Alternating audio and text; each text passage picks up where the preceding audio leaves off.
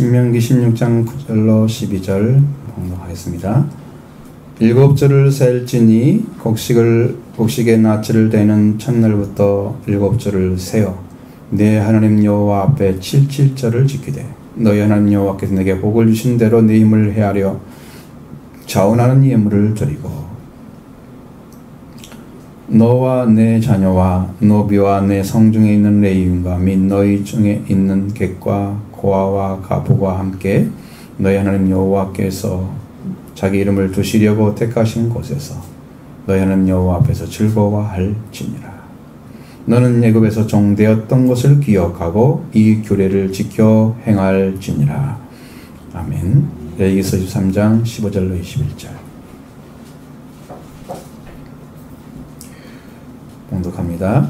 안식일 이튿날 곧 너희가 여제로 곡식단을 가져온 날부터 세워서 7 안식일의 수요를 채우고 7 안식일 이튿날까지 합하여 50일을 계수하여 새 소제를 여호와께 드리되 너희 처소에서 10분 후 이 에바로 만든 떡 2개를 가져다가 흔들지니 이는 고운 가루에 누룩을 넣어서 구운 것이요 이는 전 여제로 여호와께 드리는 것이며 너희는 또 이 떡과 함께 1년 된 흠없는 어린 양 7마리와 어린 수소 1마리와 수장 2마리를 드리되 이것들을 그 소지와 그 전제물과 함께 여호와께 드려서 번제로 삼을지며 지니 이는 화제라 여호와께 향기로운 냄새며 또 수염소 하나로 속죄를 드리며 1년 된 수장 2마리를 화목제물로 드릴 것이요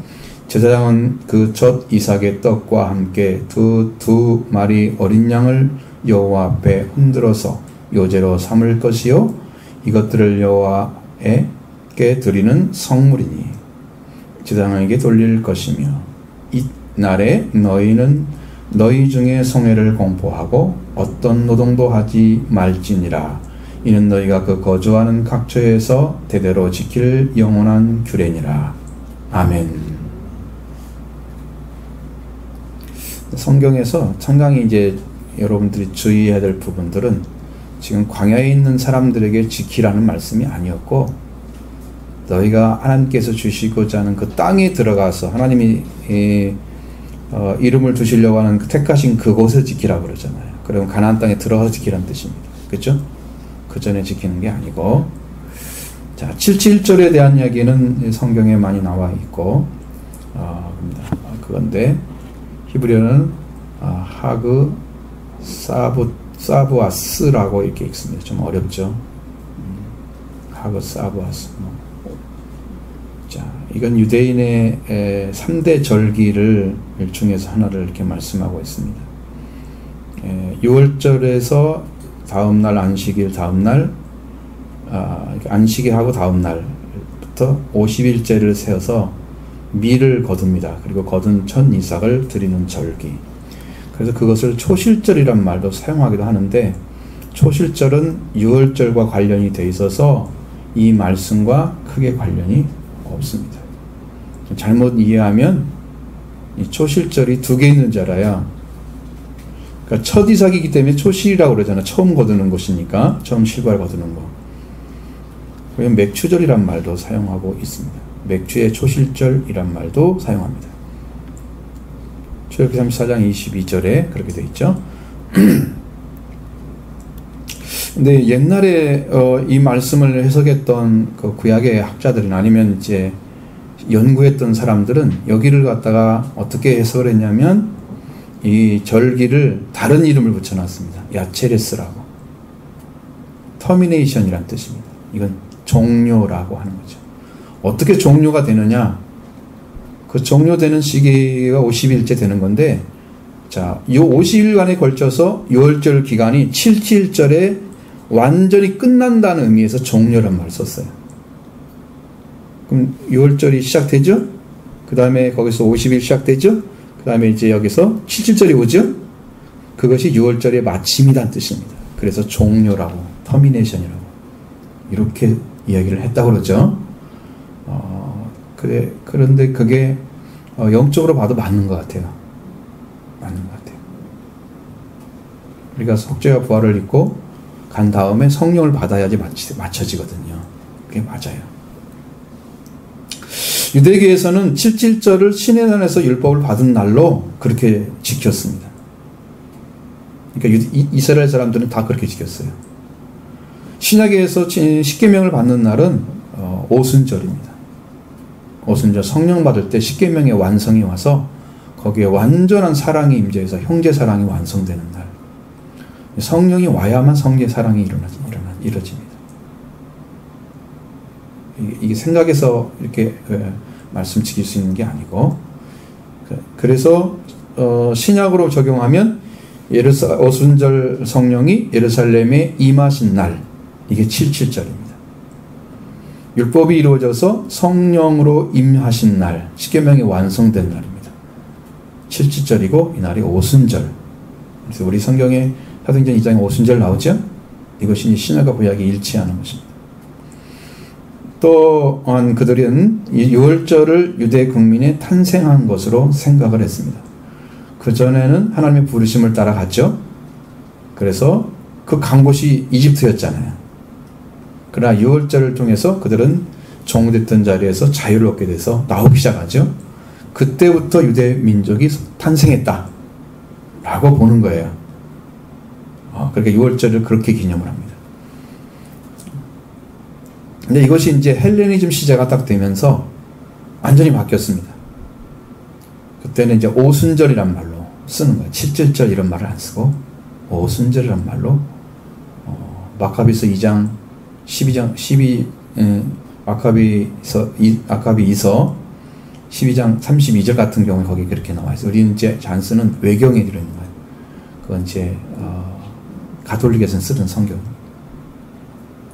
그럼 먼저 신명기 16장 9절로 10절의 말씀을 보면 7절을 셀지니 곡식의 낫을 대는 첫날부터 7절을 세라 이렇게 말씀하시죠? 그럼 같이 읽어보겠습니다.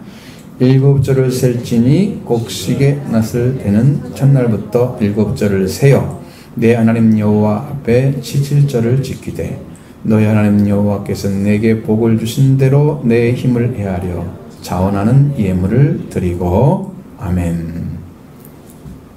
우선 이걸 보면 신명기 16장 9절로 12절의 말씀은 기록한 77절의 말씀은 아주 가장 기본적인 원론적인 말씀입니다.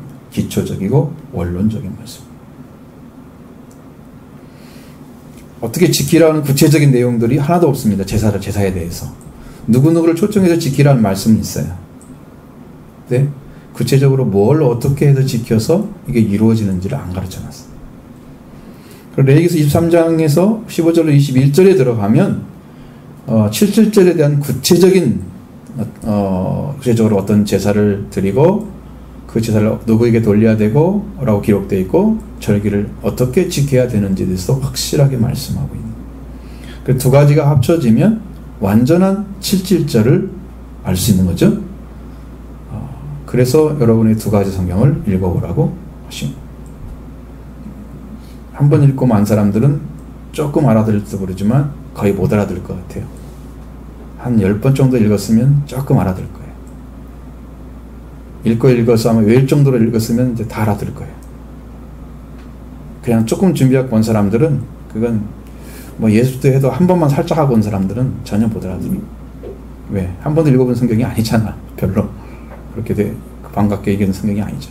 성경을 많이 읽어야 되는데. 자, 신명기 16장 9절에 10절의 말씀 먼저 7줄을 세라고 그러죠. 그러면 7줄 세란 말은 7 곱하기 7, 49일이죠. 7절을 세고 마지막 날에 지키라, 49일째 지키라 그렇게 말씀하고 있지 않습니다. 세라고만 했죠. 그리고 77절을 지키라 라고 말씀하셨습니다. 7절을 세라고 하셨고 이 말씀 7절 곡식의 낫을 대는 첫날부터 7절을 세어서 너희 하나님 여호와 앞에 7절을 지키라 라고 말씀하셨는데 7절을 세는 날이 곡식의 낫을 대는 첫날이라고 말씀하고 있습니다. 이 곡식의 낫을 대는 첫날은 레위기서 23장 9절로 14절의 말씀에서 아주 정확하게 나와 있습니다. 어떻게 하는 건지. 그게 그럼 여기서 여러분들이 6월절에 대해서 이해를 못하고 이제 7.7절을 바라보는 사람들은 이게 이제 혼돈이 올 수도 있습니다. 그러니까 이 말씀을 지금 6월절에 지키는 것이 원래는 23장에서 레위기상 23장에서 1절로 8절의 말씀이 6월절을 지키는 방법이에요. 그 6월절 안에 초실절이 들어있는 거예요. 지금 드릴 9절부터 14절 말씀이. 이것을 지금 처음 났을 때는 날이라고 얘기하는 거였어요. 9절로 14절이. 무슨 말인지 알겠죠? 머리로만 아는 사람들은 기록도 안 하고 머리가 너무 좋아가지고 알아들을지 모르겠어요. 왜냐하면 이게 연결을 안 시키면은 나중에 가서 무슨 말이지 하나도 못 알아들어요. 그리고 읽어보지도 못해요. 연결을 안 되어 있기 때문에. 이 첫 이삭 한 단을 바치는 절기, 레위기서 23장 9절로 14절의 말씀입니다. 거기를 다른 데서는 초실절이란 말로 사용하고 있습니다. 여기가 초실절이에요. 6월절 후 안식일 다음날 행하는 절기인데 그걸 초실절이라고 그래요. 그러면 그게 그 안에 무교일이 묶여 있어요. 무교일이라는 것이. 그래서 좀 다르죠. 이날만큼은 고운 가루에 누룩을 넣어서 빵을 만들 수 있는데 이제 그것은 이제 기름 섞은 그런만 가고 고운 가루만 사용하죠. 자, 그러면 여러분들이 레위기서 9장 14절, 23장 9절 14절 그 말씀을 한번 같이 보면 좋을 것 같습니다. 그렇지 않으면 전혀 이해할 수 없기 때문에 듣기만 해서는. 잘 펴셨죠? 같이 읽어보겠습니다. 여호와께서 모세에게 말씀하여 이르시되 이스라엘 자손에게 말하여 이르라. 너희는 내가 너에게 주는 땅에 들어가서 너희 곡물을 거둘 때 너희의 곡물의 첫 이삭 한 단을 제사장에게로 가져갈 것이요 제사장은 너희를 위하여 그 한 단을 여호와 앞에 기쁘게 받으심이 되도록 흔들되 안식일 이튿 날에 흔들 것이며 너희가 그 단을 흔드는 날에 1년 되고 흠없는 수장을 여호와께 번제로 드리고 그 소재로는 기름 섞은 고운 가루 10분의 2 에바를 여호와께 드리되 화제로 삼아 향기로운 냄새가 되게 하고 전제로는 포도주 4분의 1 흰을 쓸 것이며 너희는 너희 하나님께 예물을 가져오는 날까지 떡이든지 볶은 곡식이든지 생이삭이든지 먹지 말지니 이는 너희가 거주하는 각처에서 대대로 지킬 영원한 규례니라. 아멘. 이 말씀을 읽으면서 조금만 느낌이 있었으면 여러분은 이해할 수 있습니다. 이 말이 너무 생소하다 그러면 잘 모를 수 있습니다. 자, 여호와 하나님께서 주시는 땅에 들어가서 너희 곡물을 거둘 때 너희의 첫 이삭 한 단을 제사장에게 가져와라 그랬어요. 그럼 제사장은 그걸 가지고 뭐 하냐면 너희를 위하여 그 단을 여호와 앞에서 기쁘심께 받으심이 되도록 흔들라고 그랬습니다. 자, 흔드는 제사는 요제라고 합니다. 그냥 이름이 붙여져 있어요. 요제. 그 날짜가 안식일 다음 날이라고 그랬죠. 그러니까 6월절 안식일 그 다음 날이에요. 그죠? 6월절 안식일 그 다음 날. 그러니까 6월절이 지나고 안식일 다음 날이에요. 이날 지키는 거예요. 너희가 그 단을 흔드는 날에 1년 되고 흠없는 수장을 여호와께 번제로 드리라고 하셨습니다. 1년 되고 흠없는 수장은 번제가 필요했다는 거예요. 그리고 소제를 드리라고 하는데 소제는 곡식으로 드리는 거죠. 기름 섞은 고운 가루 10분의 2 에바를 드리라고 했습니다. 여호와께 드려서 향기로운 냄새가 나. 이건 태우는 거예요. 화제. 자, 제사를 드릴 때는 화제 그러면 불로 태우는 거다 그러면 돼요. 그게 번제도 화제에 들어가고요. 불로 태우는 종류는 다 화제라 그러는 거예요. 근데 모든 제사는 거의 다 불로 태우잖아요. 화제에 들어가는 거예요. 태운다는 것은 그 형태를 없애버리는 거죠. 제거해버리는 거예요. 자, 여기서 그리고 10분의 1 가루, 고운 가루, 기름 섞은 고운 가루 10분의 2 에바를 화제로 여호와께 드리되 향기로운 냄새가 되게 하고 전제로는 4분의 1 흰을 쓰라고 말합니다. 이스라엘 백성에게 예물을 가져오라고 하죠. 그날까지 빵이든지 곡식이든지 생이삭이든지 먹지 말라. 하나님께 드리기 전에 사람이 먹으면 안 된다고 말씀하고 있습니다. 그래서 어른들이 옛날에 뭐 새 것 나오면 주의 종 드린다고 막 가져고, 그거 기억하시죠? 그런 의미예요. 하나님께 드린다는 뜻입니다. 그것이 다른 의미가 아니고. 우리 어머니도 어디 가면 옛날에 뭐지 있을 때 내가 오면 주고 그랬어요. 그런 생각이 나요. 옛날 저축식으로 살았을 때. 이것이 너희가 거주하는 각처에서 대대로 영원한 규례라고 말씀하고 있습니다. 자, 유월절을 지킬 때 신명기 16장 1절로 8절의 말씀에 제물을 드리는 것에 대해서 자세히 말씀하고 있는데, 그것은 여러분에게 말씀드리지 않겠습니다. 자, 여기에서 7절을 세라고 하신 신명기 6장 9절의 말씀은 유월절 후 안식 후 안식일 다음 날입니다. 그러면 신약에서는 이 날이 어느 날이냐면 예수님이 죽으시고 부활하신 날입니다. 정확하게 예수님은 유월절에 돌아가셨고요, 유월절을 완성하셨습니다.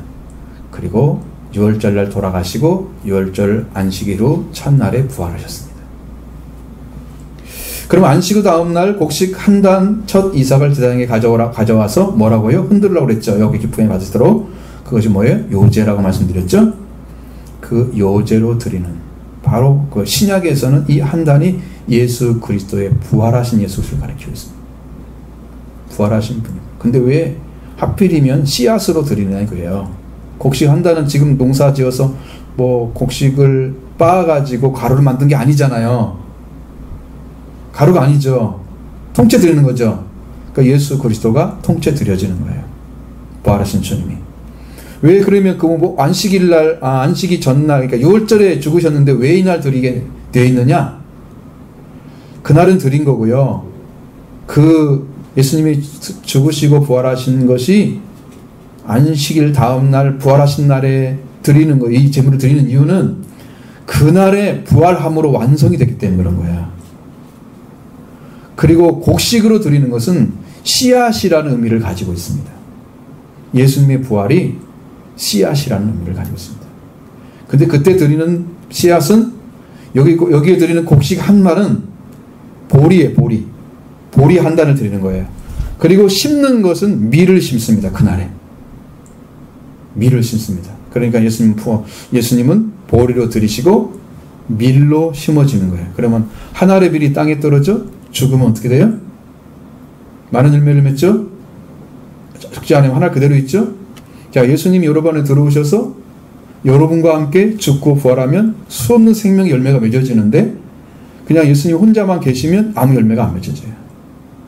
부활한 주님 씨앗이 안 뿌려진 거예요.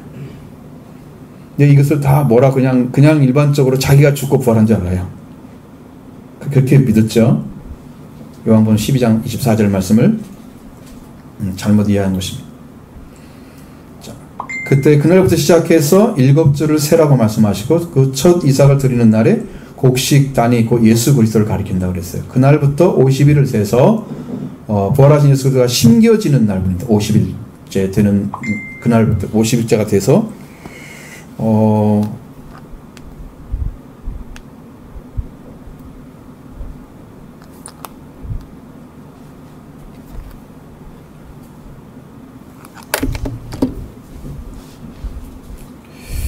곡식단을 가져온 날부터 세워서 50일 안식일의 수요를 세우고 7 안식일 이튿날까지 합해서 50일을 계속 오순절날 됐죠. 그 날에 뭘 드리느냐? 새 소재를 드리라고 말합니다. 새 소재. 레위기서 23장 15절로 16절의 말씀을 지금 드린 거예요. 이 말씀은 제 반복하지 않습니다. 자, 50일 계수하는 날이 나왔죠. 정확하게 이 말씀 연결이 돼야 됩니다. 7주를 셀지니 하고 연결돼야 됩니다. 자, 신명기 16장 9절에 7주를 셀지니 곡식의 낫을 대는 첫날부터 7주를 세요 라고 했습니다. 안식일 6월절 안식 후 첫날부터 곡식을 낫을 대는 첫날부터 7주를 세라고 그랬으니까 이때가 바로 77절을 지키는 날인데 50일째 되는 날로서 맥주절이라고 하고, 신약에서는 오순절이라고 합니다. 자, 구약의 77절이 신약의 오순절인 것은 77절이 6월절 안식 후 첫날부터 곡물이 이삭 한 단을 제사장에게 요제로 드린 그 곡식 자체가 부활하신 예수 그리스도를 가리키기 때문에 그런 거죠. 이게 연결이 안 되면, 이렇게 연결이 안 되면 이게 신약과 구약을 이해는 못하는 거예요. 이게 하나인데, 원래 하나인데 연결이 안 됩니다. 자, 하나로 보셔야 됩니다. 그래서 7.7절이라고 하고 똑같은 말이죠. 맥주리라고 하는 말과 똑같은 단어고, 그걸 오순절이라고 신약에서는 하고 있습니다. 그러니까 구약의 7.7절이 신약의 오순절인 것은 바로 그런 이유가 여기 들어있습니다. 근데 곡식 한 단을 왜 예수님이 드렸다고 표현하느냐? 예수 그리스도가 씨앗이라는 거죠. 부활의 주님이. 분명히 드려야 됩니다. 들을 때는 뭘로 드렸어요? 보리단으로 드렸죠? 심을 때는 밀로 심습니다. 그래서 그날이 딱 돼서 7.7절이 딱 되면 밀을 거두는 거예요. 그날이 거두는 것은. 그전에는 뭘 거뒀어요? 보리를 거뒀어요. 다르죠? 6월절하고 7.7절하고 다르죠? 내용. 부활의 주님이 밀의 씨앗이다. 자, 부활의 주님이 예수님이 심겨지면 50이 지난 후에 열매를 맺는데 그날에 오순절 성령과 함께 맺어지는 열매 거두어드리는 거죠. 복음을 받은 자들 120명이 받았지만 그 중에 11명이 사도죠. 부르심 받은 사도고 한 사람은 그냥 가입한 자. 오순절의 열매예요. 이 사람들이 나와야 복음이 증언이 되는 거죠. 이 사람들이 나와요. 이게 열매 맺는 방식이에요. 그러니까 우리가 그 길을 걸어가는 거예요. 자, 바로 6월절 안식일 첫날 부활하신 예수 그리스도께서 예수 그리스도 그를 요제로 하나님께 드린 것입니다. 그리고 이 부활하신 그리스도를 씨로 받아서 50에 되는 나 오순절이 되었고, 그때 열매는 120명인데 실은 12사도밖에 없었고요. 사실 그 중에 사도가 성령의 충만을 받고 말씀을 전할 때 3,000명의 영혼이 돌아왔다라고 사도행전 2장에 기록해 놓고 있습니다. 자, 본문으로 들어가면 신명기 16장 10절 너희 하나님 여호와 앞에 7.7절을 지키라고 말씀하고 있습니다. 그때는 어떻게 지키느냐? 하나님께 주신 복을 주신 대로 내 힘을 헤아려 자원하는 예물을 드리라고 말씀하고 있습니다. 하나님께서 복을 주신 대로 힘을 헤아려, 이건 하나님께서 복을 주신 분량에 충분히 드려라 그 말입니다. 자, 이것은 아까우니까 좀 빼놓고, 이건 좋은 거니까 빼놓고, 이거 조금만 드리자 이렇게 하는 게 아니고, 자, 이만큼 주셨으면 거기에 주는 분량에 충분히라는 건 넘치게 하란 말이에요. 그렇게 하나님께 드리라는 거예요. 응? 적당하게, 이거 아니에요. 충분히 드리라고 했어요. 충분히. 여러분 뭐 밥을 충분히 하라 그러면 10명이면 12분만 합니까? 한 13분, 14분 해야 충분히 했다 그러죠. 그거 똑같아요. 뭘 할 때 하나님께 드릴 때는 넘치도록 드리셔야 돼요. 헤아려서 하나님의 복을 주신 만큼. 그게 성경의 말씀입니다. 여러분에게는 그렇게 가르쳐야 돼요. 성경이니까 그렇게 말씀드려야 되고 말씀을 여러분 행하셔야 됩니다. 이게 자원하는 예물입니다. 이건 누가 양을 정할 수가 없다는 거죠. 응? 몇 세겔 드려? 그럼 정해져 있잖아요. 근데 그게 안 정해져 있어. 성교들이 바치는 세겔은 반세겔이잖아요. 누구나 반세겔 바치라고 그랬죠. 만약에 정해져 있으면 무슨 말 할 필요가 없죠. 근데 이것은 생산물이잖아요. 밭에 심었다 낳는 거잖아요. 그러니까 이 양이 얼마큼인지 누구도 모르는 거죠. 거둔 사람 알잖아요. 그리고 거기에 맞게 충분하게 드려라 이런 말이에요. 자원해서. 이게 이제 7.7을 지키는 한 가지 방식입니다. 그 다음에 두 번째로 7.7 지키는 것은 11절에 기록되어 있습니다. 같이 보시죠. 너와 내 자녀와 노비와 내 성중에 있는 레위인과 및 너희 중에 있는 객과 고아와 가부가 함께 너희 하나님 여호와께서 자기의 이름을 두시려고 택하신 곳에서 너희 하나님 여호와 앞에서 즐거워할지니라. 아멘. 7.7절을 지키는 자와 관련되어 있는 것이죠. 너와 내 자녀와 노비. 그리고 노비는 이제 남녀 하인들이죠. 노비라고 하는 말은 합쳐서 남녀 하인들을 합쳐서 노비라고 부릅니다. 이들은 농사를 짓는데 직접 관련된 자들이에요. 자녀들 참여했겠죠. 그 다음에 자기도 했겠죠. 그 다음에 노비들은 일을 하니까 당연히 했겠죠.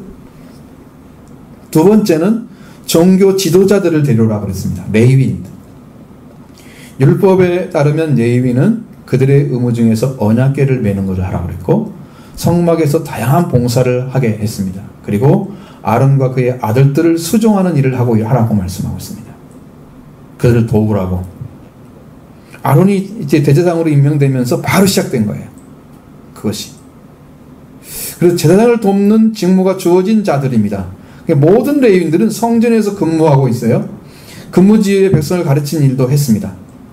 실제로는 지식층의 하나의 계급을 이루고 있었던 사람들이 레위인들이었습니다. 이 다수의 레위인을 유지하기 위해서 나중에는 48개의 성읍을 줍니다. 땅을 줬습니다. 그리고 국내의 농산물 가축의 10분의 1을 그들에게 주어졌습니다. 원래 레위인들은 뭐가 없다고 그랬어요? 제사장과 함께 그들에게 소유지가 없었어요. 원래는 처음에는. 근데 나중에 이제 너무 사람들이 많아지니까 이걸 다 감당할 수 없으니까 땅을 주는 거예요. 성읍을 주는, 거처를 주는. 지금 성읍과 거처가 있는 곳이겠어요? 아니겠어요? 여기 말씀 아직 없는 거겠죠? 이 말씀의 명령은 뒤에 이루어진 겁니다. 그리고 이제 그렇게 받은 것들 중에서 10분의 1을 제사장에게 또 바치라고 말씀하고 성경의 그 명령입니다. 레위인이 이렇게 제사장과 레위인으로 나눠져서 일을 하도록 명령을 받았죠. 그 당시에 일이 이미 시행되고 있었습니다. 이 사람들. 그러니까 하나님의 이름을 두려워 택하신 그곳에 들어가면, 가나안 땅에 들어가면 그들은 성전을 위해서 수고할 분들이에요. 그런데 제사장의 대접은 못 받고 있는 사람들이에요. 그들을 데려다가 같이 지키라. 여전히 하나님의 일을 하고 있는 거예요. 제사장으로는 살고 있지 않지만 여전히 하나님의 일을 하고 있는 하나님께 필요한 자들이었다는 것이죠. 그들을 데려라 오라고 말씀하고 있습니다. 또 성에 있는 너희 성에 있는 객과 고아와 과부가 함께 너희 하나님 여호와께 즐거워할지라고 말씀하셨습니다. 객과 고아와 과부는 이스라엘 사회에서 소외되고 그리고 경제적으로 기반이 없는 약자들입니다. 3대 약자라고 합니다. 3대 약자들. 이 백성들은 축제 때 결코 잊지 말아야 했습니다. 그들을 데려오는 거죠. 너와 내 자녀와 노비 그리고 공부를 위해서 수고한 자들, 그 다음에 레위인들, 제사장 아니지만 성전을 위해서 끝까지 일생을 다해 살아갔던 이들, 또 이스라엘 사회의 3대 약자인 객과 고아와 과부들과 함께 너희 하나님 앞에서 즐거워하라. 이렇게 7.1절을 지킬 대상들이 있습니다. 성경에 여러분 가난한 자에게 복음이 전해지는 것이 성령의 사역에 들어있습니다.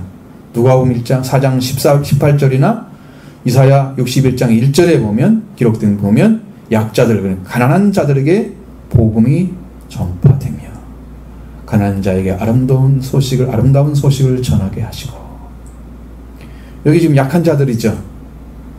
이들이 하나님의 보호의 대상이 된 것은 약하기 때문이에요. 보호를 해주기 위해서 하나님이 그렇게 하라고 말씀하신 거예요. 여러분도 믿음의 세계는, 성경에서 말씀하는 믿음의 세계는 약한 자들을 선택을 많이 합니다. 강한 자를 선택하지 않습니다.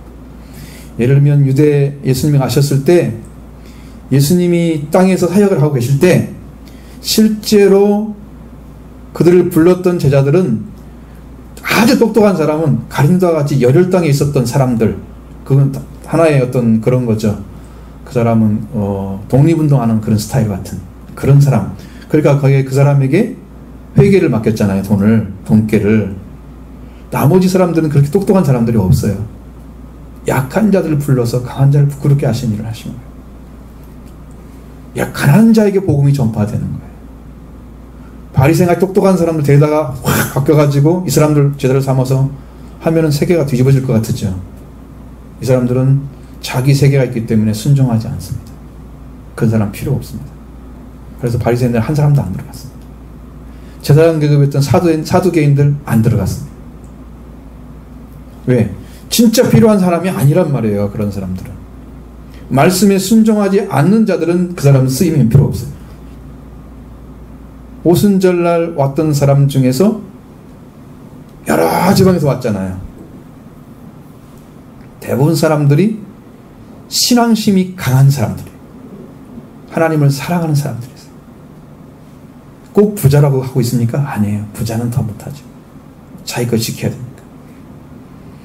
거기에 3,000명이 회개한 사람들이 누구겠어요? 돌아온 사람들이 가난한 자들입니다. 영적으로. 그러니까 말씀 받아들이고 순종하러 온 거죠. 부자들은요, 내 것 지키느라고요. 우습게 알아요. 하나님 일을. 이무적으로 대해요. 멸망받습니다. 근데 가난한 자에게 됩니다. 그래서 오순절 날도 그렇게 되는 거고, 예수님의 사역 가운데, 성령 사역 가운데도 가난한 자들에게 복음이 전하는 게 되는 거예요. 이스라엘의 3대 약자가 여기 들어가 있잖아요. 다른 사람 부르라고 하지 않죠? 이 사람은 부르라고 합니다. 이게 오순절을 이루어지는 일이에요. 이거 잘 보셔야 됩니다. 이게 하나님의 성품이에요. 가난한 자를 정말로 사랑하십니다. 근데 성경에서는 가난한 자만 사랑한다고 써있지 않고 심령이 가난한 자를 복이 있다고 말씀하고 있죠. 가난한 자만 나오지 않고, 누가복음에는 가난한 자는 복이 있다는 게 있지만 마태복음 5장 3장의 3절에서는 심령이 가난한 자를 복이 있나니. 여러분, 가난도 종류가 있죠. 제대로 들어간 사람들은 심령이 가난한 자들이었습니다. 부자들이 아니었습니다. 이것 연결되어 있죠. 정확하게 연결되어 있습니다. 하나님의 일은 그렇게 되어 있습니다. 이렇게 약자들과 함께 해야 되는 이유가 뭘까? 그렇게 보니까 12절의 말씀에 나옵니다. 신명기 16장 12절 봅니다. 너는 애굽에서 종되었던 것을 기억하고 이 규례를 지켜 행할지니라. 아멘. 17절기가 이스라엘은 이집트에서 종되었던 것을 기억하고 이 규례를 지켜 행하라고 말씀하고 있습니다. 자, 종에서 해방받고 이제 자인으로서 주인으로 가나안 땅에 들어가서 하나님께서 그 이름을 두시러 택하신 곳에서 행하는 자들, 이 이스라엘 사람들은 완전한 구원을 받은 삶을 가진 자들이었어요. 죄에서 해방된 것을 결코 잊지 말아라. 6월절에 해방된 걸 잊지 말아라. 너희 조상들이 이렇게 고단한 삶을 살았지만 하나님께서 너희를 구원해냈다. 잊지 말라고 말씀하시죠. 여러분, 의인이 돼서 말씀으로 은혜 받고 구원받은 사람들이 딱 배반할 때가 언제예요? 자기가 죄인 되었을 때를 잃어버린 순간에 배반합니다. 네가 어떤 자리에 있었는데 내가 이렇게 세웠는데 그걸 잃어버리잖아요? 배반합니다. 자기 자리를 잃어버릴 때 배반하는 거예요. 초심을 잃어버리면 배반하는 거예요. 그러니까 애굽에서도 이게 있었잖아. 너희들 구원해서 하나님께서 그거 잊어버리지 마. 약한 자들 잊어버리지 마. 너희도 약한 자의 세대로 있었어. 종이 돼 있어서 바로에 잊어버리지 마. 여러분의 심령도 세상에 종이 돼 있었고 세상에 속해 있었잖아요. 이걸 하나님께서 딱 불러놓으시고 세우신 거죠. 바로의 종됐던 자들이 이제는 하나님께 속한 자가 됐습니다. 예수 그리스도의 보혈로 이루어진 것이죠. 그때 우리는 종되었던 자리에 있었던 것을 한시도 잊지 말기 위해서 상절기 때마다 약한 자들을 초청해서 그를 대접하고 하는 일을 하도록 한 거예요. 안 잊어버리게 하려고.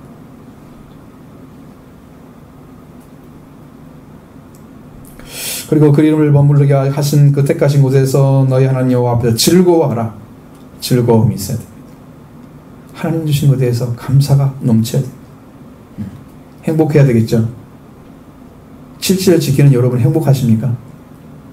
여러분 영적으로 지금 7시를 지키고 있는 거예요. 행복하지 않고 즐거워하라 그러는데 얼굴 찌푸리고 있고 행복한 마음도 안 가지고 하는 어떻게 지키겠어요? 행복한 마음 가지시고 감사하기 바랍니다.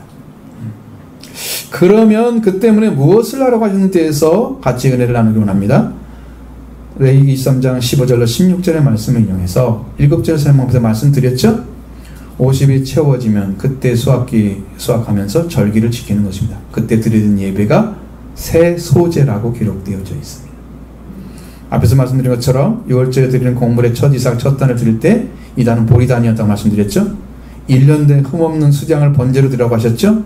초실제에 드리는 소제에 대해서는 레위기서 23장 13절에 기록되어 있는데 이 기름 섞은 가루 10분의 2 에바 4.6리터 정도 됩니다. 이 가루를 화제로 삼아 드리라고 그랬어요. 향기로운 냄새다. 빵을 만들려고 하지 않았어요. 빵을 언제 만들어지냐면 7절에 와서 만들어지는 거예요. 그때는 가로만 되는 거예요.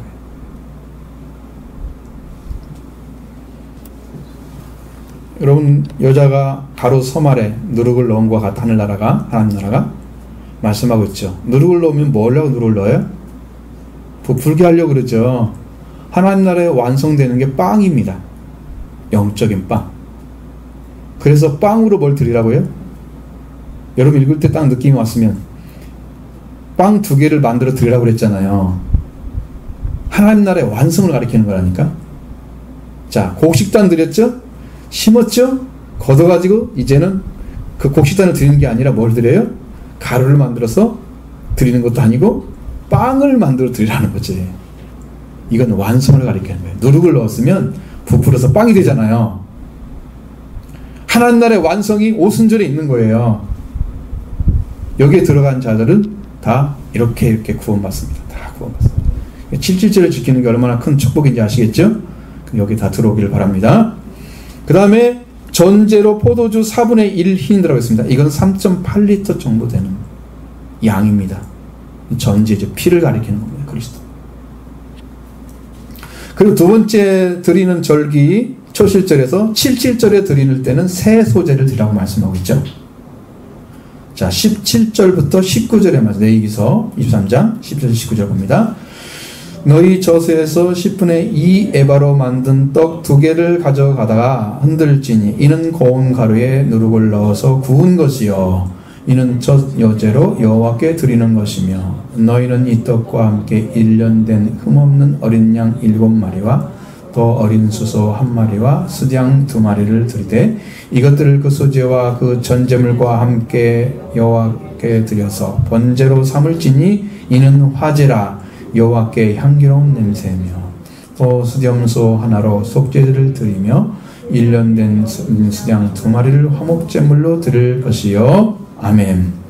자, 새 소재를 드리라고 그랬죠. 새 소재 된 이유가 뭐예요? 그 전에는 가루로 태웠잖아요. 지금은 빵을 만들었죠. 완성된 걸 드리는 거예요. 완성된 걸 드리는 거예요. 이거 영적인 의미가 얼마나 큰지 아세요? 예수님이 이루시는 10분의 2 에바 4.6리터입니다. 원래는요, 이 소재를 드릴 때는요, 10분의 1 에바를 드리라고 했습니다. 근데 왜 2배를 더 드리냐 그러면 그 2배는 풍성하다는 의미입니다. 풍성하다는 의미입니다. 자, 4.6리터로 만든 빵을 2개를 가지다가 흔들으려고 했습니다. 태우러 가지 않았죠? 흔들으려고 했습니다. 고운 가루에 누룩을 넣어서 구운 것이고 이는 첫 요제로 여호와께 드리는 것이다. 여러분, 이게 하나님도 구운 걸 좋아하시는 거예요. 이게 찌는 것을 안 좋아하시고. 요즘 튀는 음식이 뭐예요? 쫙 불러가지고 화로 이렇게 쫙 하면 그냥 뭔 이름을 붙이던데 그런 거 많이 먹잖아. 여기 가면 하나님도 이게 그 누룩을 넣어서 구우라고 그랬어요. 그럼 빵처럼 구워지는데 이렇게 쫙 부풀러 오르겠죠. 근데 빵을 구우는 것보다 더 맛있잖아요. 구운 것이 빵을 찌는 것보다 훨씬 맛있죠. 그 맛을 이야기하는 거예요. 하나님 나라의 맛을 얘기하는 거예요. 첫 이삭을 가루로 만들어서 하나님께 드리는 제물인 소재인, 초실제에 드리는 것 같이 소재와 같지만 새로운 절기에 드리는 새 소재를 드리라고 그랬네. 왜? 형태가 바뀌었기 때문에. 그때는 가루로 태워서 드리지만 이것은 새 소재는 빵으로 만들어서 드리는 거예요. 하나님 드세요. 흔들으라고 그랬어요. 그걸 보고 하나님이 기뻐하신다는 거죠. 레위기서 23장 13절에 보면 초실제 드리는 소재는 기름 섞은 고운 가루 10분의 2 에바였습니다. 그냥 10분의 2 에바. 이걸 화제로 드렸죠. 4.6리터를. 여기에서는 빵 2개로 만들어서 요제를 드리라. 하나님께서 받아서 기쁨이 되도록, 하나님께서 기쁨으로 받으시도록 흔들어 드리라. 첫 요제라. 이 빵이 바로 저와 여러분이 먹어야 할 것입니다.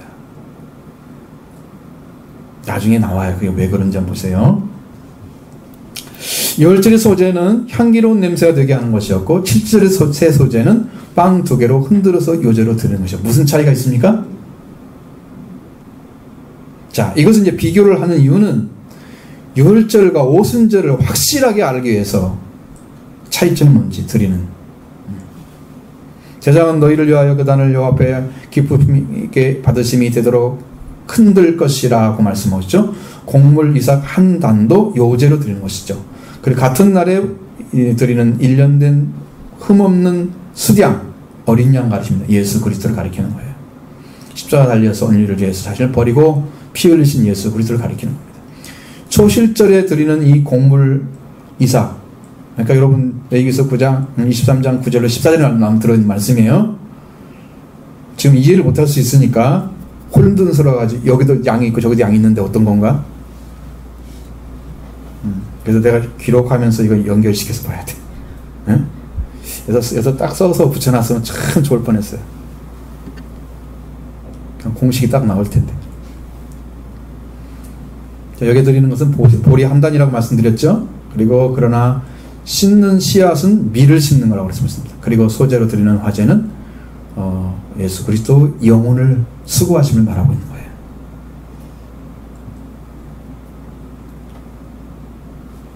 태우라고 그랬죠? 소재로. 이사야 53장 10절에 보면은 예수님께서 자기 영혼이 하는 일을 나타내고 있습니다. 예수님 돌아가셔서 자, 영혼이 떠나가셨죠? 그 다음에 할 일이 뭘까? 그 다음에 속건제를 드린 거예요. 이사야 53장 10절을 보면 여호와께서 그에게 상함을 받게 하시기를 원하사 질고를 당하게 하시는즉 그의 영혼을 속건제물로 드리게 이르면 속건제물을 이르게 이르면 속건제물이 드셔야 됩니다. 그러니까 그가 씨를 보게 되며 그 많은 사람이 태어난다는 거 예수님 통해서 그날은 길 것이고 그의 손으로 여호와께서 기뻐하시는 뜻을 성취하리로다. 영혼을 속건제물로 드렸다. 속건제는요 속죄제와 함께 속죄적인 의미를 가지고 있습니다. 속죄제는 죄를 속하게 해 드리는 거예요. 그러나 속건제는 종류가 뭐냐면 달라요. 하나님 또는 남에 대해서 과실로 인해서 손해에 대해서 과실로 인한 손해에 대해서 배상하는 거예요.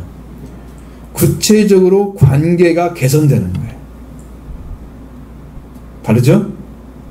죄만 속하는 거 아니죠? 구체적인 거죠? 그러니까 예수님의 영혼이 수고해서 속건제물이 되면 구체적으로 여러분이 죄가 이렇게 지어졌고 이렇게 하나님께 잘못하고 이렇게 사람들이 잘못한 그 죄 있죠? 이것을 구체적으로 개선해 가지고 하나님과 올바른 관계 안에 세우는 게 속건제물 드려주는 거예요. 우리 영혼을 하나님 예수 그리스도 영혼을 통해서 예수님이 하시는 일이에요. 그것이 그 영적인 일이죠. 이 땅에서는 확인 방법이 없고 받으면 알게 돼요. 받으면 여기서 예수님 자신을 속건제물로 드렸다는 거예요. 자, 예수님 자신을 드리심이 첫 곡물, 첫 이삭 한 단을 요제로 드리는 것이었고 또 소재를 때 10분의 2의 발을 화제로 드리는 것은 예수 그리스도의 영혼을 드리는 것이고 그때 향기로운 냄새가 되죠. 전제로는 자기 피를 올려 드리는 것입니다. 전제는 포도주를 드리는 거잖아요. 예수님의 몸과 영혼과 피가 다 우리의 속죄와 부활을 위해서 쓰임 받으신 거예요. 이렇게 광범위하게 구약 성경이 전체를 다 이야기하고 있습니다. 근데 신약에서 그걸 볼 수 있는 분은 없죠. 거의 찾아낼 수가 없어요.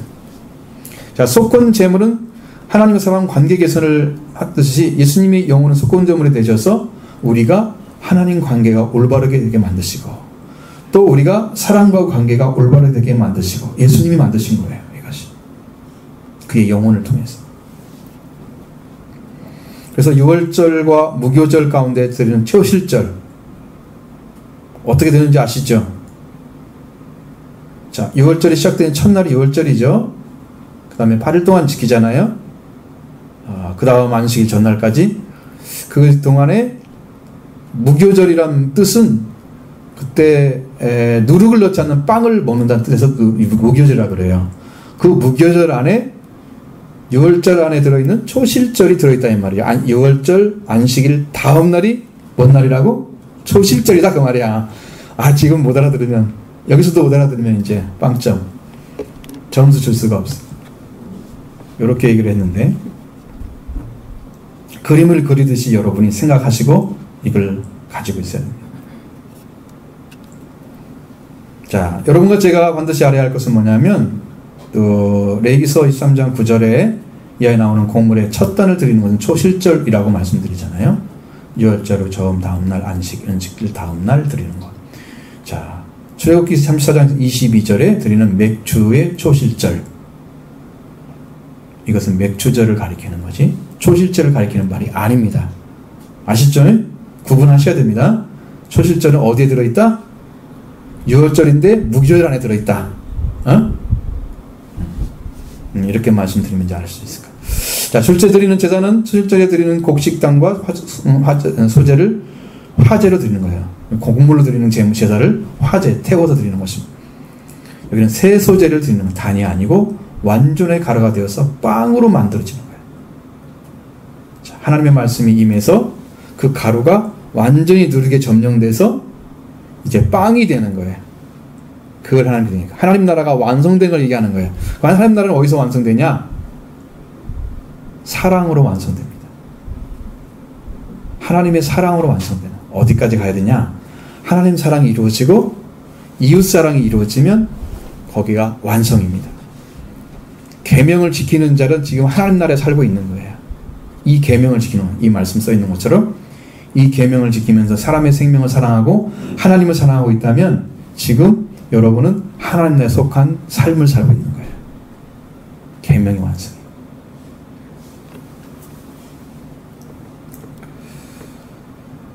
자, 10분의 2의 바, 4.6리터죠. 밀가루이기 때문에 빵을 2개로 만들어 흔들려고 했습니다. 요제라고 말씀드렸습니다. 7.7절 제사 드는데 빵 2개 함께 1년 된 흠없는 어린 양 7마리 드리라고 그랬죠. 그 어린 수소 1마리와 수양 2마리 드리라고 그랬죠. 그 소지와 함께 전제제물 드리라고 그랬죠. 그리고 번제를 삼으라고 말씀하고 있습니다. 이것들은 다 화제, 불로 태워드리는 자야. 하나님께 향기로운 냄새다. 수염산화로 속죄를 드리라고 그랬죠. 1년 된 수양 2마리로 화목제물 드리라고 그랬죠. 번제는 다 화제로 드리는 제물입니다.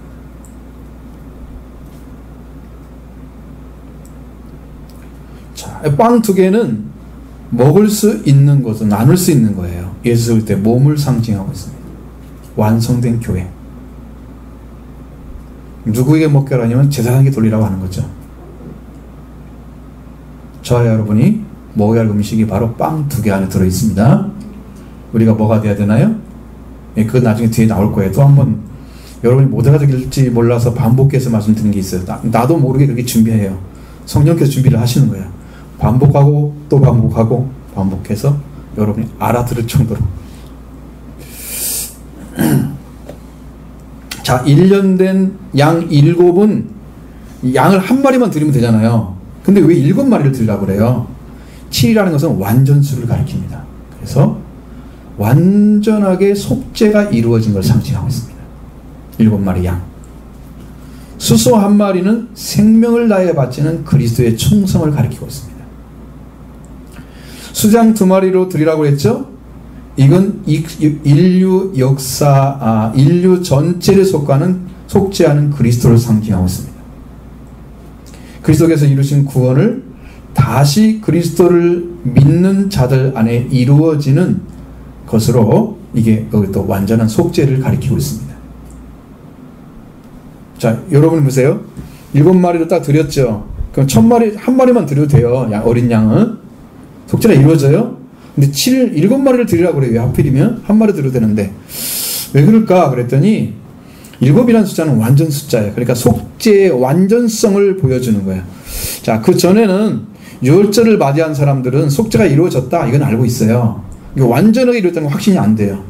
근데 오순절이 오게 되면 이게 완전히 이루어진 게 알아져요. 근데 제가 가면 갈수록 느껴지는 게 뭐냐면 이 주님이 죄를 사하신 게 더 확실해졌어요.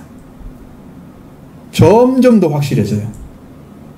너무나 확실해지는 거예요. 이제 이건 내가 부인할 수가 없게 만들어져요. 그냥 그런가 보다 생각했던 것이 아니었어요. 점점 더 알아지는 거예요. 이게 확실한 거예요. 이게 7마리를 드는 거예요. 7마리. 속죄의 완전. 수소 한 마리를 드리라고 하는 것은 생명을 다해 바치는 그리스도의 순종하신 것이 예수 그리스도의 충성함을 가르쳐주고 있습니다. 수장 2마리를 드리라는 것은 자 수장 한 마리만 해서 아까 말씀드린 것처럼 되잖아요. 7마리는 그건 완전성을 얘기했죠. 다시 2마리를 드리래요. 이것은 예수 그리스도 한 분이 이루신 속죄를 가지고 오셔서 성도 안에 또 한 번 이루어져야 되기 때문에 2마리가 필요한 거예요. 그럼 여러분 예수 그리스도가 속죄를 이루셨는데 여러분의 속죄가 이루어진 게 느껴져요? 모르겠어요? 그래서 1마리가 더 필요한 거야. 예수님은 이루셨는데 여러분 안에 없잖아. 2마리. 아시겠죠?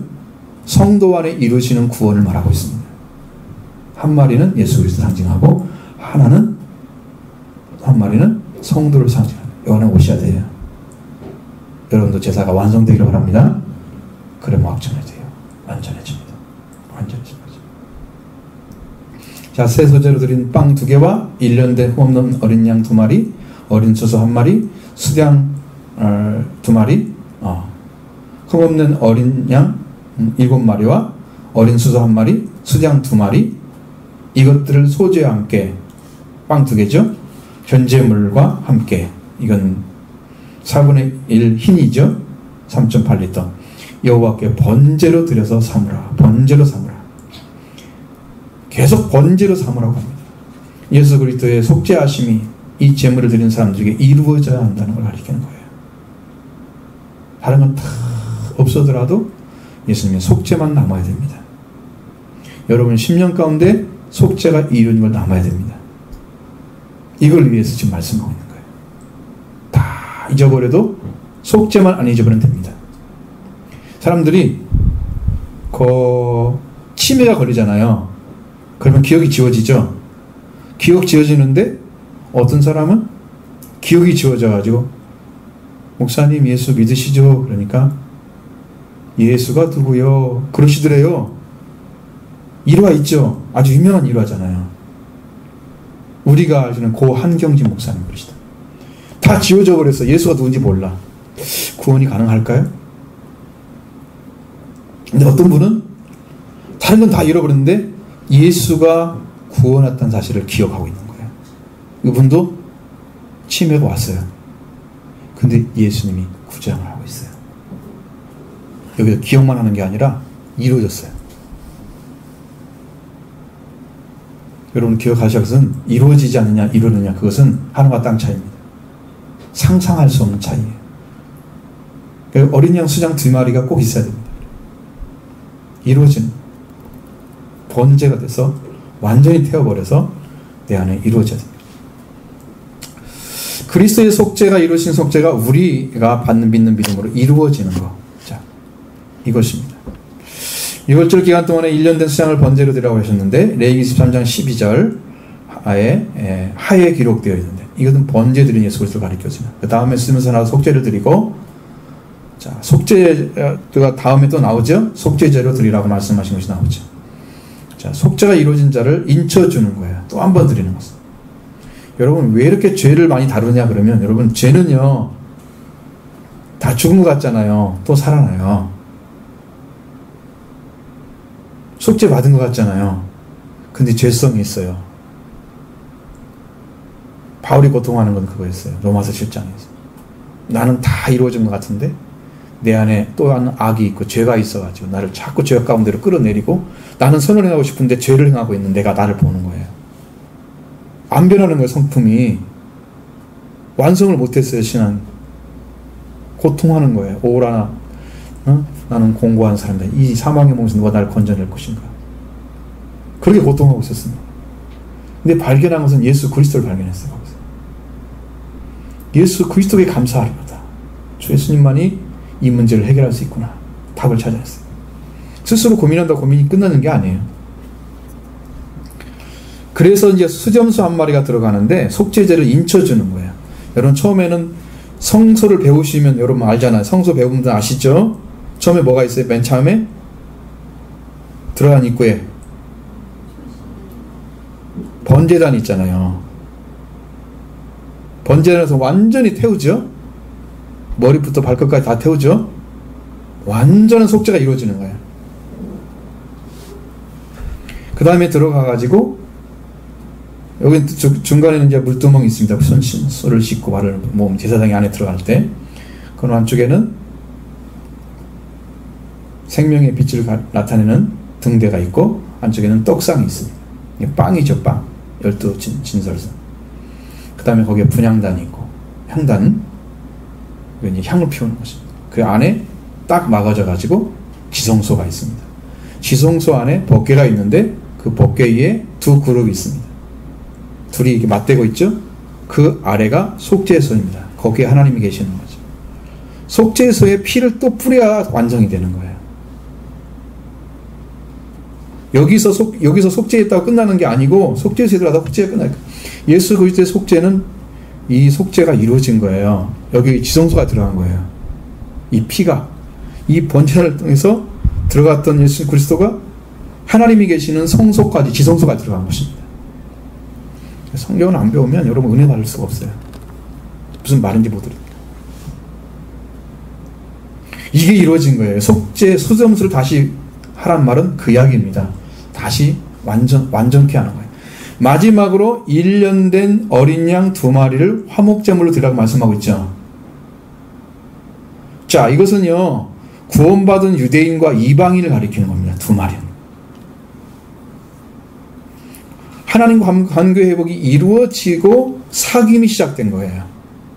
화목이란 말은 이미 화목이 된 자들을 가운데 이렇게 하나의 관계가 맺어지는 거예요. 구원받지 못한 자들은 화목 관계가 안 만들어지면, 예를 들면 자 나도 믿는 사람이고 유대인도 믿는 사람이야. 나와 관계가 만들어지려면 나와 하나님 관계가 이루어져 있어야 돼. 속죄가 이루어진 사람들이에요. 근데 이 유대인과 이방인들은 어떤 차이가 있냐면 유대인들은 사람을 취급하지 않는 거죠. 인간 취급 안 하죠. 짐승 취급하면 이방인들을. 근데 예수님이 이것을 화목하게 만들었어요. 그래서 이방인들과 유대인이 똑같이 한 아버지께 나아가도록 하나님께서 이루신 거예요. 이 2마리 양의 화목제물이 바로 그걸 상징하고 있는 거죠. 구원받은 유대인과 이방인이 하나님과 관계가 회복이 이루어지고 서로 사귐이 시작됐다는 거죠. 이게 완전히 구원받은 유대인과 이방인은 하나님께 화목한 관계를 드리기 위해서 화목제물로 드려지는. 그 다음에 드리는 것은 제사장이 드리는 첫 이삭의 빵과 함께 그 2마리 어린 양을 여호와 앞에 흔들어서 요제로 삼으라고 하셨습니다. 20절 말씀 봅니다. 제사장은 그 첫 이삭의 떡과 함께 그 2마리 어린 양을 여호와 앞에 흔들어서 요제로 삼을 것이요 이것들은 여호와 앞에 드리는 성물이니 제사장에게 돌릴 것이며 아멘.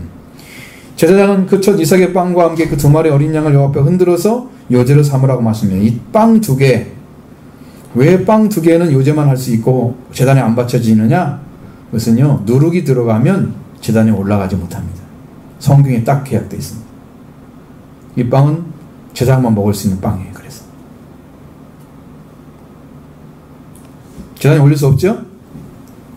그래서 요제만 드리고 가져가는 거예요. 빵 2개의 누룩이 들어있기 때문에 제단에 올려서 올리지 못합니다. 이 세 소제물은 화제로 드리지 않고 요제로 사용했다는 거죠. 그 다음에 19절에 1년 된 수양 2마리 화목제물로 드리라고 그랬죠? 이 어린 양의 전체를 화목제물로 드리지 않았습니다. 과거에. 여기 보면은 요제로 드리는 어린 양은 뭐냐면 어린 양의 우편 뒷다리와 가슴 부분은 요제로 사용했습니다. 그 나머지 부분만 화목제물로 하나님께 드려진 거예요. 그러니까 제사장이 와가지고 뭘 해요? 오른편이 왼편이에요. 우편이니까 오른편이죠. 오른편 뒷다리 쪽하고 가슴 쪽은 하나님께 드려서 이렇게 하나님 여기 있습니다. 화목제물로 드리는 거예요. 요제로. 그 전에 썼던 거예요. 그죠?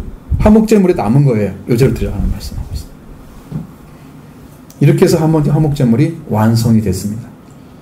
그러면 하나님께서 이 첫 이삭으로 만든 빵 2개와 요제로 사용한 어린 양은 여호와께 성물이다. 거룩한 물건이다. 하나님께 드렸기 때문에. 그래서 일반인들은 먹을 수가 없어서 제사장에게만 돌리라고 하는 것입니다. 응? 아무나 먹을 수 있는 게 아니죠. 여러분, 우리가 생각하는 때는 지금은 그런 교회 시대이기 때문에, 그리고 성령 시대잖아요. 그러니까 뭐 과거에 있었던 성전 같은 것을 하고 뭐 그렇게 해가지고 나온 그런 성물이 뭐가 있겠느냐 생각할, 우리 시각으로 그렇게 볼 수 있어요. 그게 뭐 별거 아니겠처럼. 그런데 그 자리에서 직접 하나님이 오셔서 일하시는 것을 체험하게 되면 그렇게 못합니다. 그게 하나님이 일하고 계시는구나, 그 자리에서. 그걸 아는 순간에 그게 다 뒤집어집니다. 이게 아무것도 아닌 게 아니라 하나님이 직접 개입하고 있는 것을 알게 되는 거죠. 그러니까 그 안에 지금 제사 드린 것, 요제로 드린 것은 거룩한 성물이기 때문에 일반인들이 먹을 수가 없어. 하나님이 구별한 사람들이 먹어야 돼서 제사장에게만 돌릴 수밖에 없는 거예요. 하나님이 그렇게 명령을 하시는 거예요. 근데 문제는 뭐냐면 이 제사장만 화목제물을 먹을 수가 있다는 거예요. 나는 여러분도 이런 화목제물을 먹게 되기를 원합니다. 어떻게? 여러분들이 신령한 영적 제사장 되는 길을 열어놨잖아요. 베드로전서 2장에 나오죠? 너희도 신령한 제사를 드릴 제사장이 될지니라. 제사장이 될 길이 있죠? 이렇게 영적 제사장 되기를 바랍니다. 여러분의 꿈이 되기를 바랍니다. 마지막으로 77절에는 성회를 선포하고 노동을 하지 말라고 말씀하고 있습니다. 21절 보겠습니다. 이날에 너희는 너희 중에 성회를 선포하고 어떤 노동도 하지 말지니 이는 너희가 그 거주하는 각 처에서 대대로 지킬 영원한 규례니라. 아멘. 성회라고 했습니다. 너희 중에 성회라고 말씀하셨고, 모인 자들이 하나님께서 명령하신 말씀에 따라서 모였기 때문에 거룩한 모임입니다. 여러분, 인간적으로 개인적으로 만나가지고 어떤 회의에 목적이 있어 모이는 모임하고 하나님이 명령을 하고 너 모여라고 말씀하신 말씀에 따라 모임하고 다르죠? 성격이 다르죠. 이건 성회입니다. 하나님의 명령에 따라서 모이는 모임입니다. 믿음을 가지고 모이는 모임. 그래서 이 거룩한 것은 알리라, 선포하라고 말씀하고 있습니다. 이스라엘 백성에게 선포해야 되겠죠? 알고 있는 자는 다 와야 됩니다. 거룩한 모임은 누구네가 알려야 될 것이고 이 말씀을 듣고 모여야 합니다. 그리고 이 모임에 이들을 초청하는 모임이기 때문이죠. 그 다음에 마지막으로 노동하지 말라고 말씀하고 있습니다. 지금 노동할 시간이 아니죠. 왜? 열매를 맺은 것을 하나님께 빵으로 해서 드리고 있는 상황인데 다시 노동을 한다? 하나님 지금 하라고 하지 않으잖아요.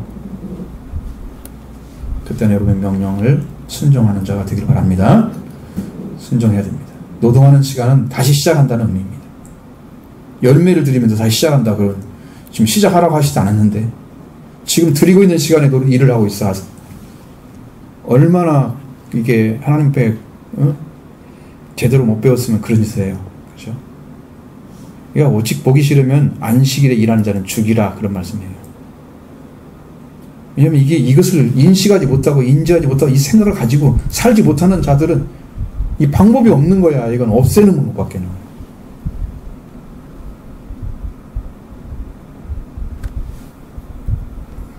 여러분, 주일 개념도 생각해보면 주일에 대한 개념이 흐려진 사람들, 하나님께 예배 드리는 예배를 중요시 안 여기는 거죠. 무엇이 중요하냐는 하나님을 찾아서 하나님께서 여러분에게 만나주겠다고 하는 약속한 말씀을 따라서 예배를 드리는 거잖아요. 그러니까 거기에 대해서 여러분이 순종하는 거예요. 예배 드리는 시간을 중요시 안 여기고, 공예배는 주일 오전, 주일 오후, 수요 기도회까지가 공예배입니다. 여기까지는 참석해야 집사가 되는 거예요. 그러니까 이거를 참석 안 해도 되고 막 이렇게 살면 안 돼.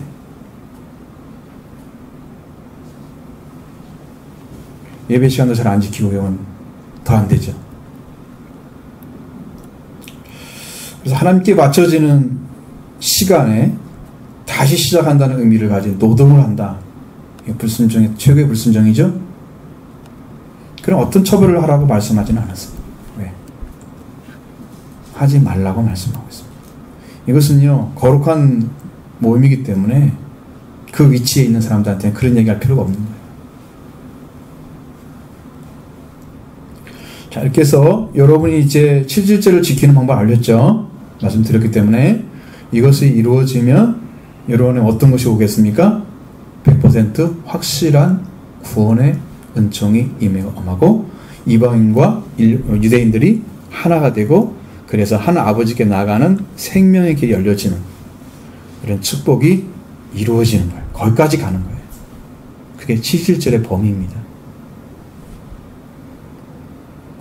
여러분이 수없이 많이 질문하셔야 됩니다. 무슨 말인지 하나도 모르겠다든가 뭐 절반을 모르겠다든가 아니 3분의 2를 모르겠다든가 분명히 해야 돼요. 다 아는 것처럼 하고 있으면 이거 다 위선자들이야. 성경이 가르쳐주는 말씀을 정확하게 말면 우리가 구원이 완성되는 거예요. 여러분이 못 받은 길이 다 열려 있습니다. 이 안에 오순절이 다 이루어져 있습니다. 제사를 통해 다 완성시켰습니다. 그것이 예수 그리스도 신약에서 완성한 것과 똑같습니다. 놀라운 복음이에요. 여러분 안에 이루어지기 원합니다. 여러분도 빵을 먹고 요제로 드린 어린 양 같이 먹는 그런 신령한 제사장이 되길 바랍니다. 그 사람 영광 속에 들어가기 원합니다.